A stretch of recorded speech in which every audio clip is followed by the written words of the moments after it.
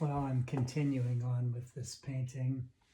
Uh, I am thoroughly lost, but that kind of suits my mood at the moment because I feel very lost as I get old.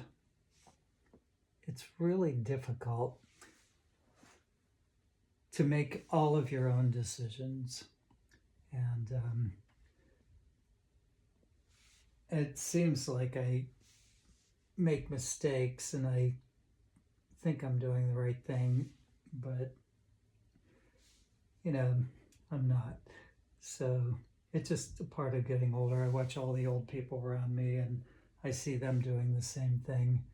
And it's like you try to live the way you've always lived as a young person, but as you get older, some of those things don't work anymore. And then you have to make decisions, important decisions that can change your whole life or could have dire consequences. And it's just really difficult to do that because a lot of the things that I knew when I was young don't happen anymore. My body's changed and I don't have the friends that I used to have. I don't have the connections I used to have. Not that I've ever had really strong connections with anybody. I've moved 68 times, but there are periods in my life when I had, chosen family and friends, and I don't know what I'm trying to say, but it's like when you're younger, you have a mindset that doesn't work when you're older. So I feel a lot of anxiety.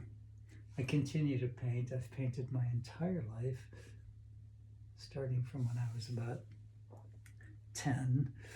And I finished about 4 or 5 paintings this winter. But then I get all sorts of anxiety, like, why am I doing this? It's just going to be a pain if I have to move. If, something happens to me, I'm just leaving a bunch of stuff for people to deal with. But I've done it pretty much every day my entire life. And of course, there's all the anxiety of, living in this country and watching just these insane things happening, and our social safety net has been destroyed, and we're on the verge of World War III, and we've pissed off every country in the world, and they all hate us. And it's like living inside of some sort of bizarre reality TV show.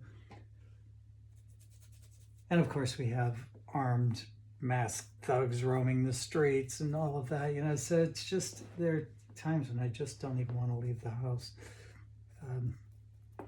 And I've never really been a depressed person. I get scared and I feel a lot of anxiety.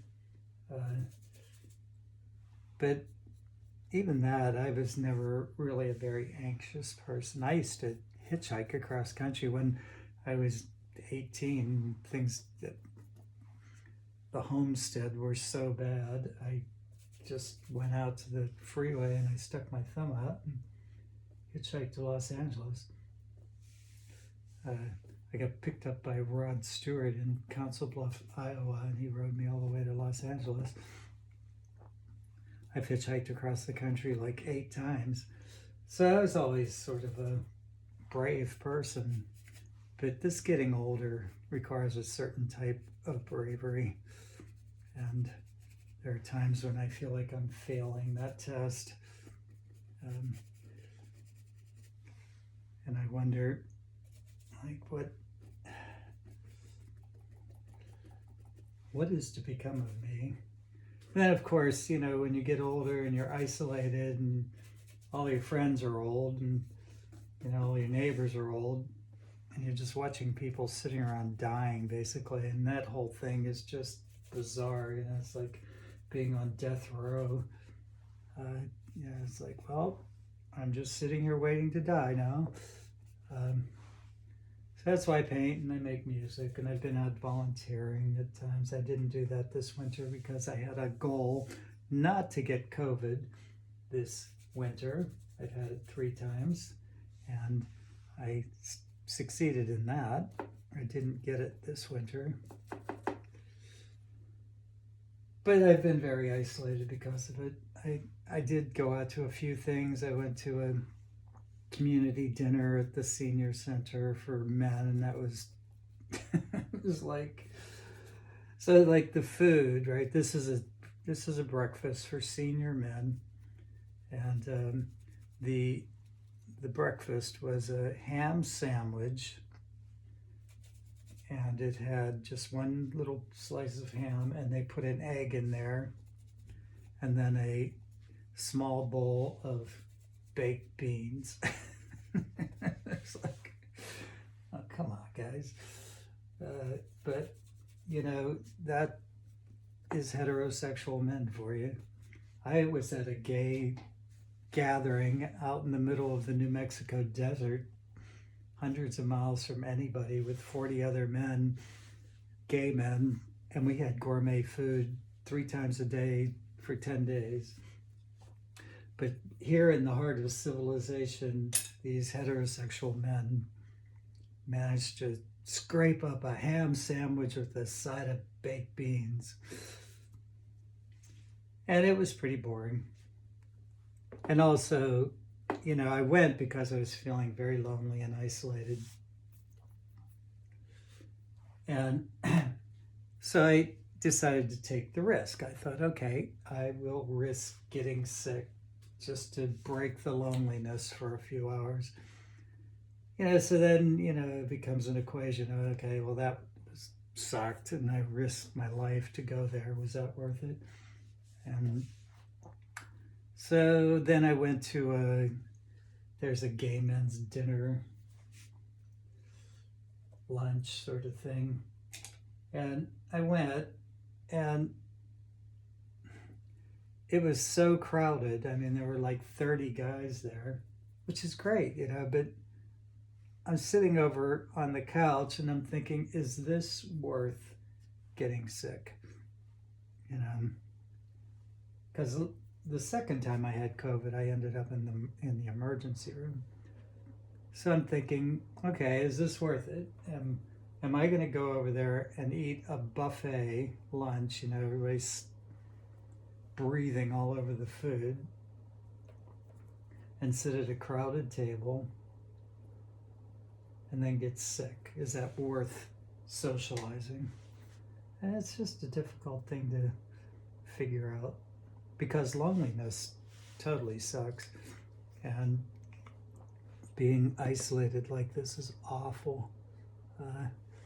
And oh, that was definitely wrong. And so it's difficult.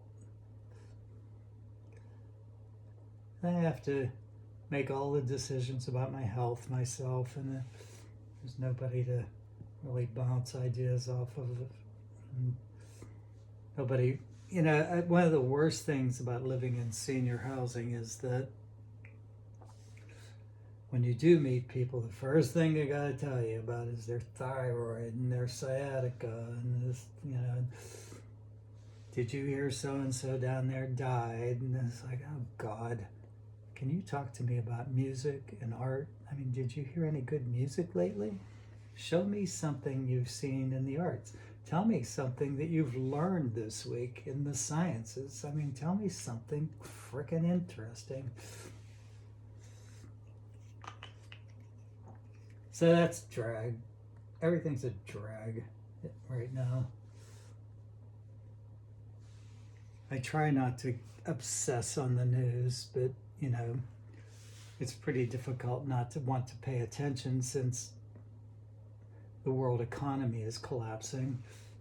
And it's like, okay, everything's going to get more expensive because of this fool.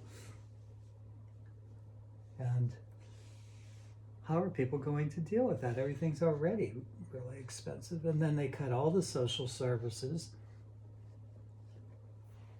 So I think, okay, do I really want to live in a van or a car, you know, if all this falls apart?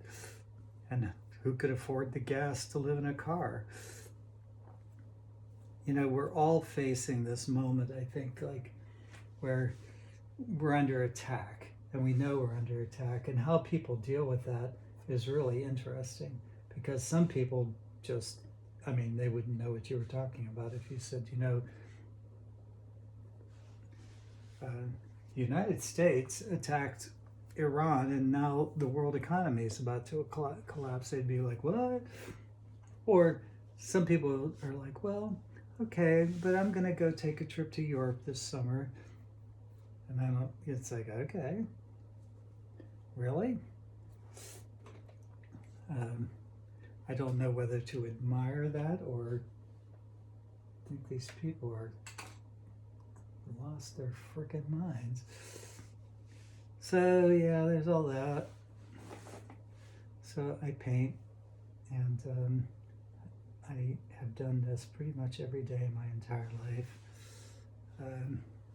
and now it's become sort of like a security blanket. It's like, well, I can still paint and I can still play piano, although that takes on an absurdity in and of itself. Like, everything's falling apart outside. I think I'll go paint a picture. I think I'll go make something pretty. How crazy is that? And people get tired of hearing about reality. Like, well, this is what we're living through right now. These are historical events. Like, I don't want to hear about it. Okay. Well, if you don't hear it from me, you're probably going to hear it soon enough from somebody else. So we'll just let somebody else tell you. That's how I feel. And I went to some of the protests, and I, middle of winter, stood out there in the cold with a sign and did my part. And I've called all of my elected officials and many times, and I've done my citizen's duty in a democracy. But things just continue to get worse. Or, it could be that things are just changing, right? They're changing drastically. And I mean, like right now, there's record-breaking heat in the Southwest. And there were storms this March, tornadoes and things like that never happen. So, there's all this layers of complication and what appears to be impending doom. I do watch Instagram and TikTok. I was watching that, but they took an axe to it and now it sucks. And I watch young people, in their 20s and 30s, and how they're responding to it. And the thing I like about it is that they have accepted the reality. They're like, yeah, this is what's happening. And as young people, this is how we, and they provide ideas of what they think should be done. But the tone of it, the vibe of it is, a panic and impending importance, life or death. But when I talk to many people that I know, it's like, yeah, we know that, so what? I'm going to Europe. I don't want to talk about it. I don't give a shit. I was like, okay, that's a very privileged thing. Like, and here's an interesting thing. When I went to another lunch down at the Gay Lesbian Community Center, and I sat at a table just randomly with these two women, and they just happened to be leaving the country, right? They're out of here. They don't want to be here anymore. They're grabbing their family and they're leaving because they feel like the United States is about to collapse in a very bad way. Okay. And we had a very intense discussion. Other people joined in. The whole conversation was based on the premise that, yes, these are historic times, and it's very serious, very dangerous, perilous times. So they're leaving. Very good discussion, intelligent people, living in reality, trying to make the best decisions they can in that reality. So when I went to the men's lunch down at the senior center, not a word about any of it. And right in front of that building where that lunch was held, these armed thugs kidnapped somebody just a few days before. Not a word. They were talking about fishing and stuff, not a political word. No sense at all that in the very town they're living, there's climate-related disasters, there's political disasters with social programs being cut, there's all sorts of things going on around them. Not a word about it. Now let's talk about fishing. And and I guess I'm the same way in a way. Let's talk about art. Let's talk about culture. But at least with art and culture, I feel like that's like a tie-in, to solutions. Art, science, culture. This is where you find answers. I guess fishing can do that too. I don't know. I tried fishing. It was pretty boring, and I thought, well, there's fish at the store. And then another thing, I got a fishing rod and I got all that stuff because everybody's fishing, and I thought, well, I'll give it a try. I'm willing to try anything once. So yeah, do that. And they give you a little book, right? It's a guide on how many fish you can eat. Because there's mercury in the water everywhere. Every lake, every river has mercury. And there's other things too, like, I don't know, all these chemicals that have gotten in there. So, like, if you catch this particular fish, you have to throw it back because you can't eat those at all. Or it's more like if you caught that fish in a particular river or a lake, you can't eat that. Or you can have one every month. And it just breaks it down. You can have 2 of those every year. So, you had to pay for the fishing license. So I called them up and I asked for a refund. And I said, you didn't tell me that all the lakes had poisonous chemicals in them and that, there's mercury in all of the lakes and rivers, and I would like my money back. And they said no. I said, well, what's the point of fishing if you can't eat the fish? Anyway, we went round and round. They refused to give me my money back. Anyway, that's a really bad painting. You want to see bad art? This is bad art. Well, sometimes it works out and sometimes it don't. Well, I'll see where it goes from here.